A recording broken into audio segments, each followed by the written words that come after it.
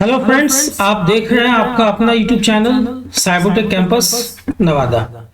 आज के इस वीडियो में हम लोग सीखेंगे सेलेक्ट केस स्टेटमेंट के बारे में विजुअल बेसिक डॉट नेट में। देखिए, इफ स्टेटमेंट के तरह ही सेलेक्ट केस स्टेटमेंट भी जो है वो एक तरह का कंट्रोल स्टेटमेंट है।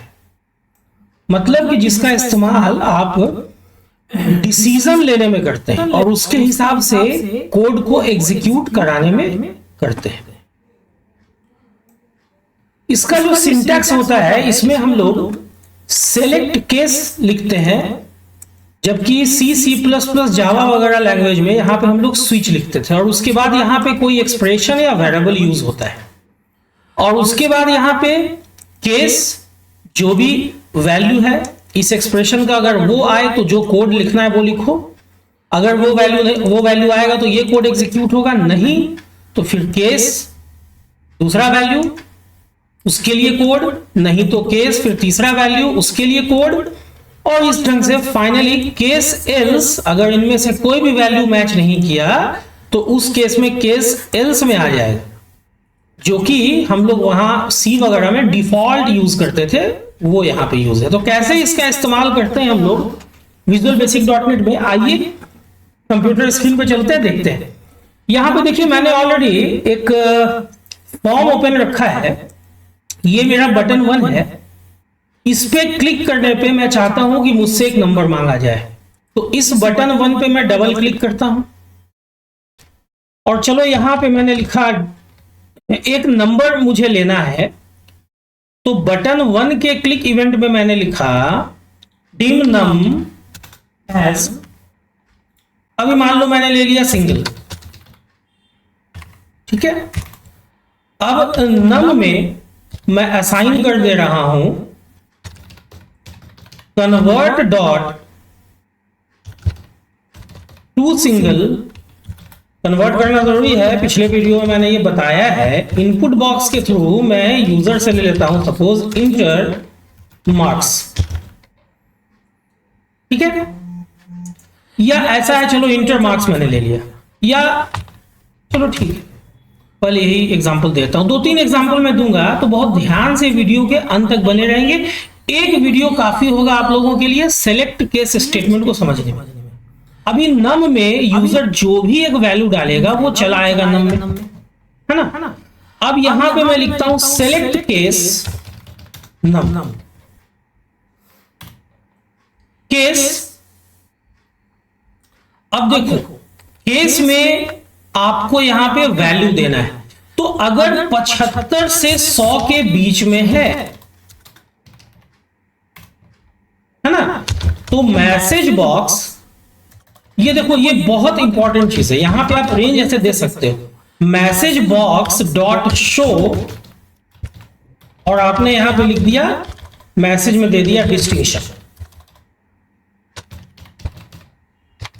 ठीक है। यहां ब्रेक वगैरह लगाने की जरूरत नहीं है। C++ जावा में ब्रेक लगाने की जरूरत पड़ती थी। इसका मतलब ये हुआ ना कि अगर नम का वैल्यू 75 से 100 के बीच में है भाई, तो डिस्टिंक्शन आप दे देना।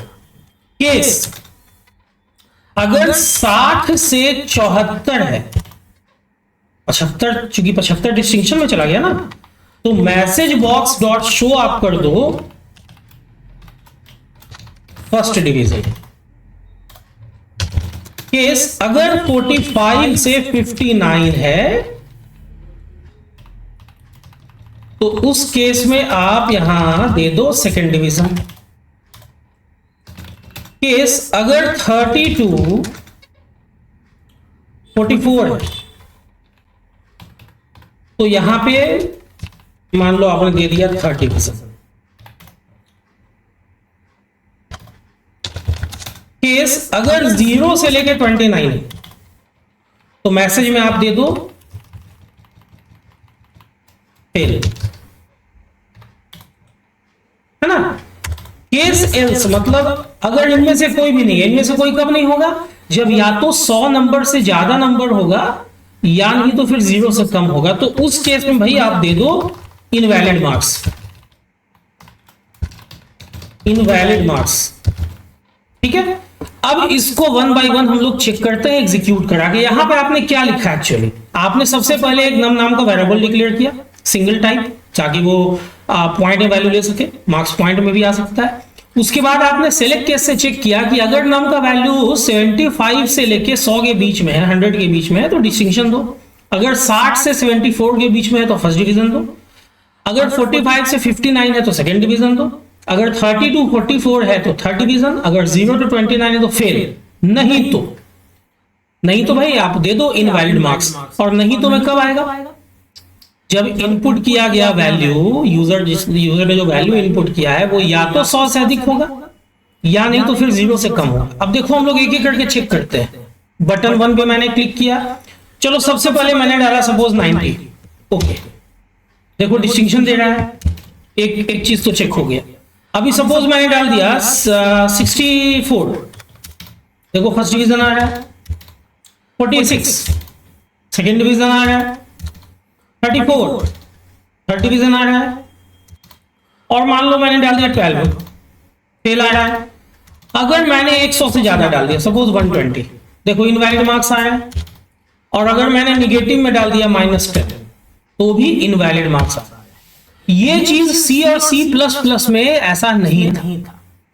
तो ये एक एग्जांपल हो गया। अब हम लोग इसको ऐसा सोचते हैं कि देखो, तो ऐसे लिख सकते हैं क्या, case greater than equal to 75 and less than equal 100। अगर ऐसा हो भाई तो डिस्टिंक्शन दे दो, greater than equal to 60 and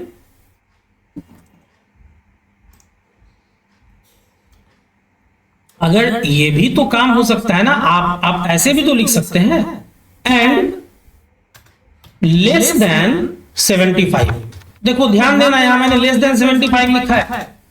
मैं अगर चाहता, मैं कमेंट लाइन में लिख देता हूं कि मैं चाहता तो यहां लेस देन इक्वल टू 74 भी लिख सकता था।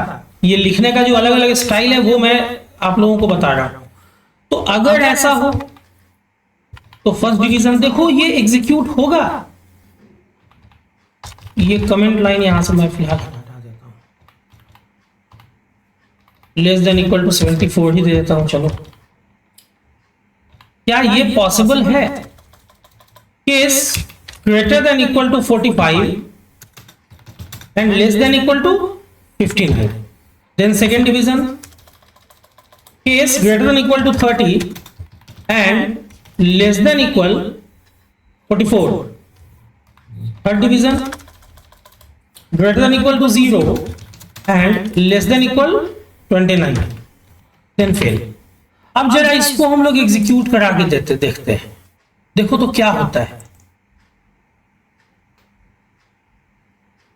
अब देखो ये एरर दे रहा है, यहां पे आप ऐसे लेस देन ग्रेटर देन का यूज नहीं कर सकते हो।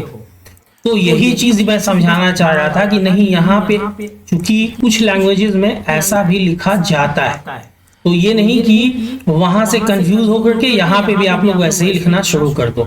यहां पे आपके पास लिखने का स्टाइल है अपना, आप ऐसे लिख सकते हो ना 75 टू 90, अभी अभी मैंने बताया था। तो यही चीज आप लोग यूज करना, ठीक है। चलो अब इसी ढंग से एक सेकंड एग्जांपल की तरफ बढ़ते हैं। ये तो हो गया कि हम लोगों ने क्या यूज किया, हम लोगों ने रेंज ऑफ वैल्यूज यूज किया। लेकिन सपोज एक वेरिएबल हम लोग लेते हैं डिम डे एज इंटीजर। अपने पास सप्ताह में, एक वीक में कितना दिन होता है, 7 दिन होता है। तो हम लोग यहां पे टू इंटीजर टू INT, चलो 16 ही यूज कर लेते हैं, और यहां पे इंटर डे ऐसा कुछ हमने लिख दिया। कहां हमने रख दिया इसको, डे में। अब ध्यान देना, सिंगल वैल्यू चेकिंग हम लोग कर रहे हैं। अब हम लोग यहां पे लिखते हैं सेलेक्ट केस डे। अगर डे 1 है, अगर डे क्या है, 1 है, तो मैसेज बॉक्स डॉट शो, चलो 1 को हम लोग संडे मान लेते हैं, मानने के ऊपर डिपेंड करता है, आप फ्राइडे भी मान सकते हो। 1 है तो संडे मैसेज में दे देना, अगर 2 है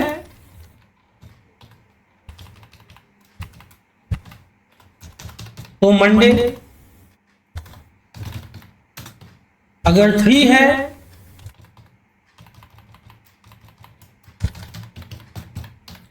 तो ट्यूसडे, अगर 4 है तो वेडनेसडे, अगर 5 है तो थर्सडे,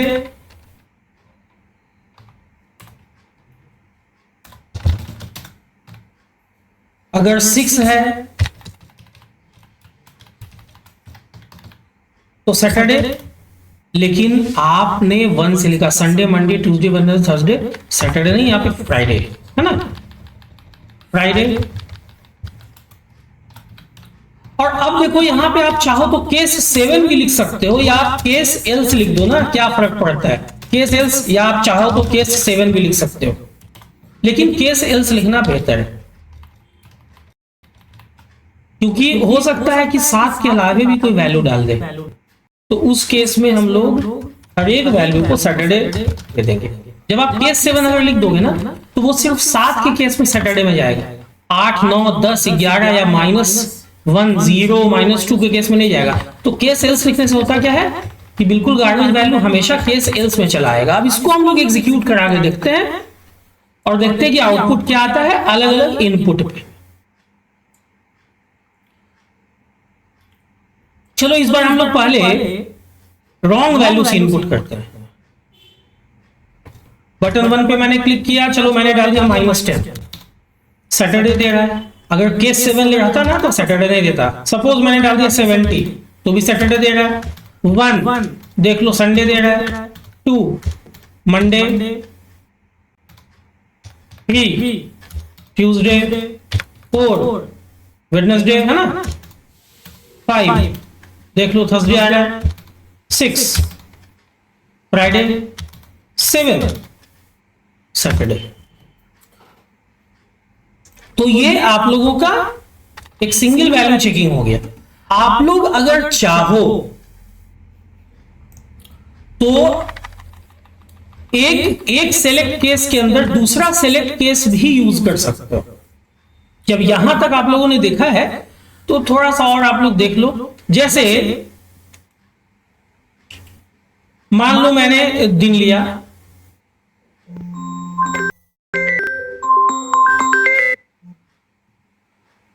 सपोज यहां पे मैंने, बहुत ध्यान से समझिएगा,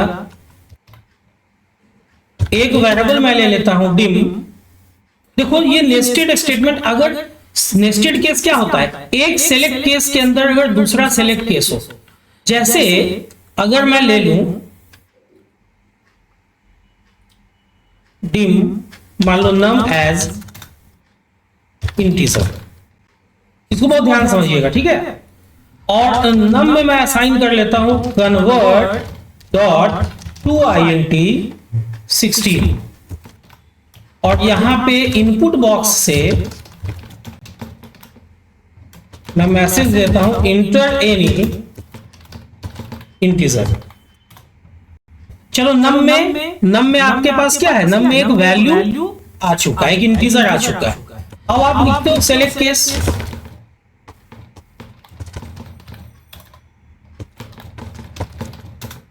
सेलेक्ट केस क्या है भाई, नम। केस 1, अगर केस 1 है, सपोज केस 1 है, तो आप मैसेज बॉक्स डॉट शो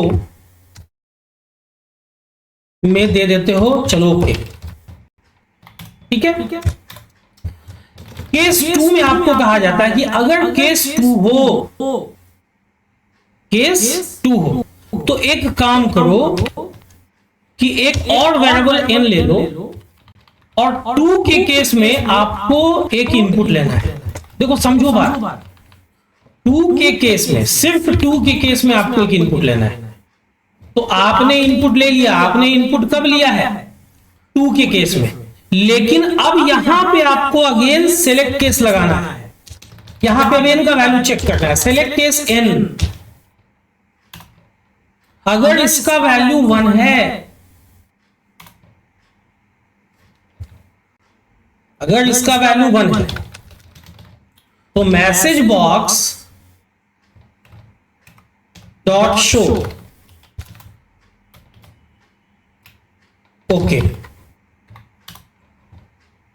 और नहीं तो अगर कुछ और है केस एल्स, मैं समझाने के लिए ऐसा कुछ कर रहा हूं, ये बहुत काम आने वाली चीज है, बहुत ध्यान से समझेंगे। अभी मैं थोड़ा सा एक्सप्लेन भी कर दूंगा उसके बाद। चलो बाय बाय बाय बाय। अब देखो ये कोड एक्चुअली कर क्या रहा है। सबसे पहले आपसे एक नंबर, एक इंटीजर का इनपुट ले रहा है।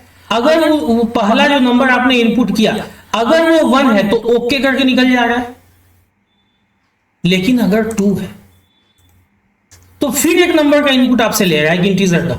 अगर उसमें भी 1 आप डाल रहे हो तो ओके करके निकल जा रहा है, अदरवाइज बाय बाय कह रहा है। देखो इसको एग्जीक्यूट करा के आज सबसे पहले मैं 1 डाल देता हूं, कहां, पहले वाले इनपुट में, मतलब कि नम में सबसे पहले मैं क्या डाल देता हूं 1। तो कोई बात नहीं 1 आप डालो, चलो हो गया, ओके कह के निकल गया। अगर आप 2 नहीं डालते, मान लो 7 डाल देते हो, तो 7 के लिए आपने कुछ लिखा ही नहीं है, मतलब कि क्योंकि ऐसा क्यों हुआ, क्योंकि केस एल्स आपने नहीं लिखा है। कोई बात नहीं, लिख दूंगा बाद में। लेकिन अगर आप 2 डालते हो तो देखो अगेन एक इनपुट ले रहा है, क्योंकि आपने तो लिखा ना कि अगर नम का वैल्यू 2 है तो फिर एक नंबर लो। अब इसमें आप 1 डाल दे रहे हो तो ओके करके निकल जा रहा है, लेकिन अगर नम में 2 डालने के बाद आप एन में भी 2 डाल दे रहे हो तो देखो बाय बाय कर रहा है। अब रही बात कि शुरू वाला नंबर अगर 1 2 छोड़ के मैं कुछ और डालता हूं तो कुछ नहीं हो रहा है। क्यों ऐसा हो रहा है? तो इसलिए हो रहा है क्योंकि आपने आउटर वाला जो सेलेक्ट केस है ना, आउटर वाला जो सेलेक्ट केस है उसमें आपने केस सेल्स नहीं लिखा है, इसलिए ऐसा हो रहा है। कोई बात नहीं, केस सेल्स हम लोग लिख देते हैं, केस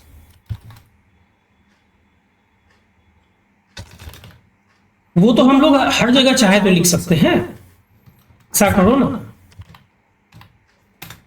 केस एल्स। और यहां पे मैसेज बॉक्स डॉट शो में हम लोग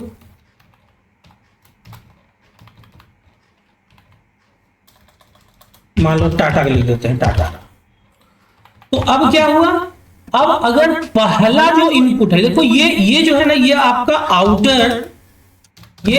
आउटर सेलेक्ट स्टेटमेंट, ये आपका आउटर सेलेक्ट स्टेटमेंट। और यहां पे ये जो है ये आपका इनर सेलेक्ट स्टेटमेंट हो गया। चलो इसको मैं ऐसे बाइफर्केट कर दे रहा हूं। तो आपने क्या लिखा है, ये तो यहां खत्म हो गया। आउटर सेलेक्ट स्टेटमेंट में आपने लिखा कि अगर नाम का वैल्यू 1 है तो ओके करो, 2 है तो भाई जब 2 है तो फिर अलग हो तो चला जा रहा है, लेकिन अगर 1 2 के अलावा कुछ भी, अभी आउटर में ही हम लोग हैं तो टाटा लिख दो। देखो अभी क्या है कि 1 2 तो हम लोगों ने डाल के देख लिया था, लेकिन 1 2 के अलावा हम लोग जब कुछ डाल रहे थे तो बिल्कुल ब्लैंक था, कोई भी रिप्लाई नहीं आ रहा था, जो कि सॉफ्टवेयर डेवलपमेंट में ऐसा होना नहीं चाहिए। चलो 5 डालता हूं, देखो टाटा लिख दे रहा है, लेकिन अगर वही मैं 1 डाल दे रहा हूं तो ओके लिख रहा है। अभी भी 2 डाल दे रहा हूं तो अगेन एक नंबर मांग रहा है, वहां पे 1 डाल रहा हूं तो ओके लिख रहा है, वहां पे अगर मैं 2 डाल दे रहा हूं तो बाय बाय लिख रहा है। लेकिन अभी समझना, पहले इनपुट में मैंने 2 डाला, दूसरे वाले इनपुट में मैंने 2 के अलावा कुछ डाल दिया तो फिर बाय बाय लिख रहा है। क्यों ऐसा हो रहा है? देखो यहां, क्योंकि यहां केस एल्स मैंने लिख रखा है इनर वाले में, आउटर वाले में मैंने केस एल्स नहीं लिखा था, है ना। तो इस ढंग से ये रहा total if but about select case statement. लगभग ये इफ स्टेटमेंट की तरह ही काम करता है, इसीलिए इसको भी कंडीशनल स्टेटमेंट ही कहा गया है। तो आप चाहो तो जब आपको यूज नहीं करना हो अगर इफ स्टेटमेंट, तो आप सेलेक्ट केस यूज कर सकते हो। बस ये सिंटैक्स है, इस सिंटैक्स को आप लोग देख लो, इसका स्क्रीनशॉट आप लोग ले लो और इस ढंग से आप लोग सेलेक्ट केस पे आसानी से काम कर सकते हो। तो उम्मीद करता हूं कि ये एक वीडियो काफी होगा आप लोगों के लिए सेलेक्ट केस स्टेटमेंट को समझने के लिए। अगर आप लोगों को ये वीडियो अच्छा लगा हो, इससे कुछ सीखने का मौका मिला हो, तो वीडियो को लाइक शेयर करें, कमेंट जरूर करें। अगर सेलेक्ट केस के बारे में आप लोगों को पता था, जिन लोगों को भी पता था कमेंट करें। कुछ अगर एक्स्ट्रा नॉलेज मिला है तो उसके लिए भी कमेंट करें और बताएं कि अगला टॉपिक क्या होना चाहिए। इस पर्टिकुलर ट्यूटोरियल के अंदर, वो भी जरूर मेंशन करें कमेंट बॉक्स में, मैं रिप्लाई करूंगा। ठीक है, तो जिन लोगों ने चैनल को सब्सक्राइब नहीं किया है, चैनल को सब्सक्राइब कर दें, बेल बटन को हिट कर दें, ताकि जो भी वीडियो मैं पब्लिश करूं उसका नोटिफिकेशन सबसे पहले आप लोगों तक पहुंचे। अभी हर अल्टरनेट डे या कभी कभी सेम डे भी visualbasic.net का भी वीडियो आ रहा है, सी का भी वीडियो आ रहा है, टैली का भी आ रहा है, एक्सेल का भी आ रहा है। तो आप लोग थोड़ा ध्यान से चैनल पे बने रहेंगे, इसीलिए मैंने कह रहा हूं सब्सक्राइब करो, ताकि एक भी वीडियो मिस ना हो। और किसी टॉपिक पे अगर वीडियो चाहिए होगा तो कमेंट में जरूर लिखना। चलो, वीडियो के लास्ट तक बने रहने के लिए आप लोगों का बहुत बहुत धन्यवाद, शुक्रिया, थैंक्स।